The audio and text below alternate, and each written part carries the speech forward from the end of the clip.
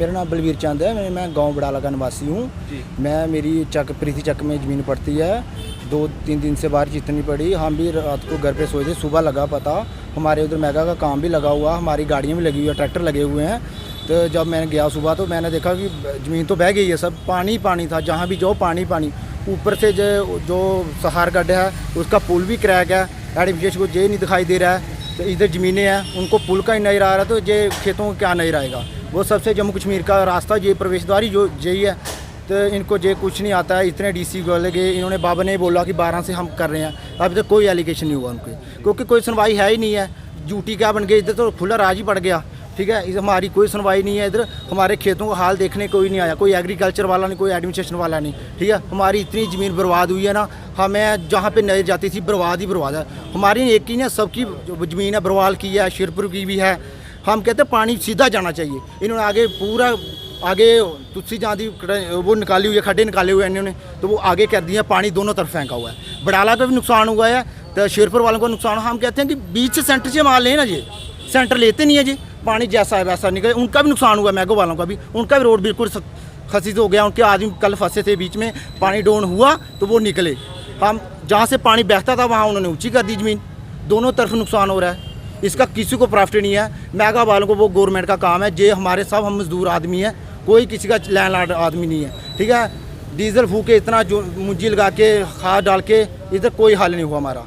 तो प्रशासन की यही विनती है कि जाएं उधर, देखें कि झूठ कह रहे हैं ये ऐसे आए हुए हैं। ये कई आदमी कहते हैं कि ऐसे बकवास कर रहे हैं मीडिया के आगे, और जाए देखें उधर, जानकर लें पूरा। अगर नहीं आते तो आने वाले दिनों में क्या कार्रवाई? आ रहे दिन का रोड जब जाम होगा और क्या हमारी यही तो हमारा, हम जाना कहाँ पे है, हम कहीं नहीं जाएंगे। हमारे आगे कोई प्रशासन कोई कुछ नहीं आया। मोदी साहब बहुत बहुत दावे करते हैं। मैं कहता हूँ कि ये इतनी बार आपने खबर लगाई सार खाटिक पुल की, वो क्यों नहीं एक्शन लिया? उनका कोई एक्शन नहीं यार। हमारी ज़मीन की जो इनका प्रवेश द्वार है, जम्मू कश्मीर का अमरनाथ यात्रा चल रही है, इतने खड्डे कर रहे हैं, वो उसका पुल का कोई अनुवाशन लिया उन्होंने। और मैं जी बताएंगे डोगरा साहब, आज डेपुटेशन लेकर आया है, क्या सारा मसला है? देखिए, ये हमारा जो गांव है शेरपुर जो है गांव, आपको पता कल एक बहुत ही भयानक जो है वो फ्लड आया था कल। और मैं तो कहूँगा भगवान का शुक्र है कि एक बहुत बड़ी तबाही होने से बच गई, इंसानी जो कहूँगा। नहीं तो जो ज़मीन है वो तो सारी बर्बाद हो गई है। वहाँ तो पत्थर भर गया, एक उपजाऊ ज़मीन थी, वो 400-500 कनाल ज़मीन जो बर्बाद हो गई। लेकिन ये है कि उसके पीछे कारण है। कारण हमारे रोष का कारण ये है कि लगभग 10-12 साल से हम लोग ये बोल रहे हैं कि भाई वहाँ पे एक प्रोटेक्शन बांध बनाया जाए, लेकिन प्रोटेक्शन बांध कोई नहीं बना पा रहा है। और दूसरी बात ये है कि हमारा जो है पहले हमने एक खड्ड है हमारी जो सार खड्ड वाली है, उस खड्ड में क्या आता है कि पहले ये 2 हिस्सों में भगवान ने बांटी हुई है। आपको पता, एक चंदग्राम पर खड्ड थी, एक शेरपुर खड्ड थी। लेकिन जो खड्ड है चंदग्राम वाली खड्ड, उसको टोटली माइनिंग माफिया ने और ये जो प्रॉपर्टी वाले हैं इन लोगों ने इसको बांट दिया, इसको बंद करवा दिया ऊपर से। और कुछ क्रशर वालों का भी रोल है इसमें।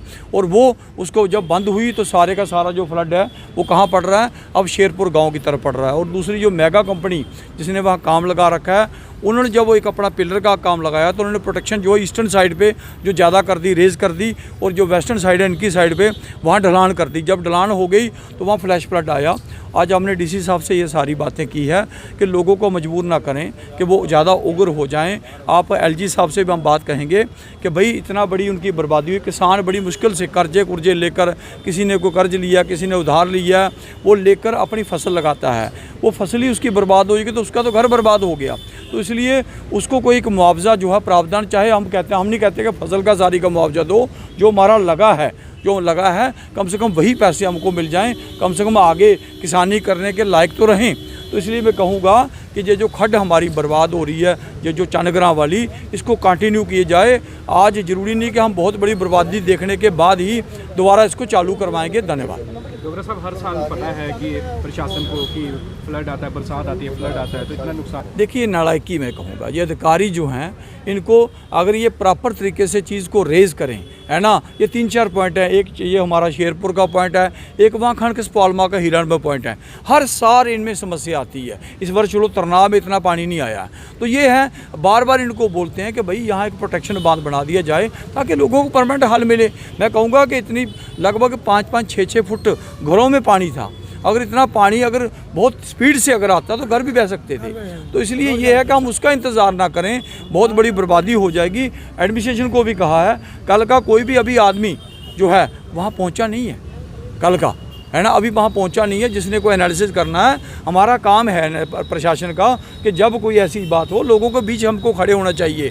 आखिर हम पब्लिक सर्वेंट हैं, अगर हम पब्लिक मालिक बन के बैठ जाएंगे यहाँ पे तो बात बनने वाली नहीं है।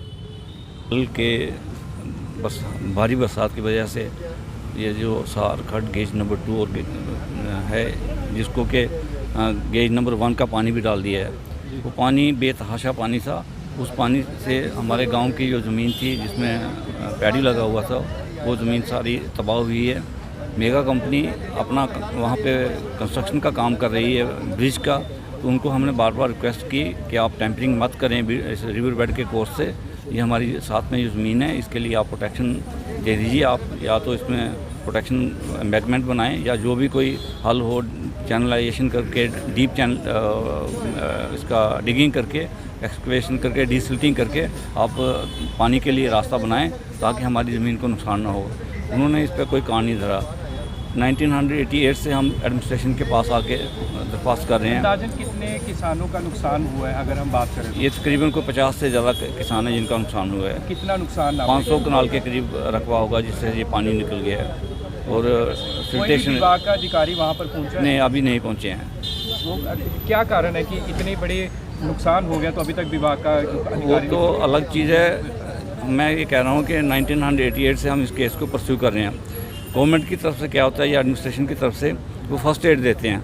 अगर हम बार बार बोल रहे हैं कि इसकी चैनलाइजेशन करो, 4 किलोमीटर 5 किलोमीटर जितना भी इसका जो area down stream national highway से वो सारा फ्लड हिट प्रोन एरिया है, तो उसको आप ट्रीट कर दीजिए। तो ये क्या करते हैं, कहीं एक प्लग डाल दिया, कहीं आधा प्लग डाल दिया, कहीं 2 प्लग डाल दिए, तो वो फर्स्ट एड दे के अपना टाइम जो है वो पास कर लेते हैं। लेकिन हम लोग जो वहाँ के बाशिंदे हैं, हमारी ज़िंदगी जो है हमेशा ख़तरे में रहती है। पता नहीं रात को कब फ्लड आ जाएगा और कब है ये पानी हमारे मकानों को, हमारी ज़मीनों को, हमारे माल मवेशी को तबाह कर देगा। तो बार बार आज भी डीसी साहब से यही दरख्वास्त की है हमने, उन्होंने एग्री किया है। डीसी साहब का रिस्पांस बहुत अच्छा था और हमें उम्मीद है कि अब इस पर कुछ न कुछ काम ज़रूर होगा।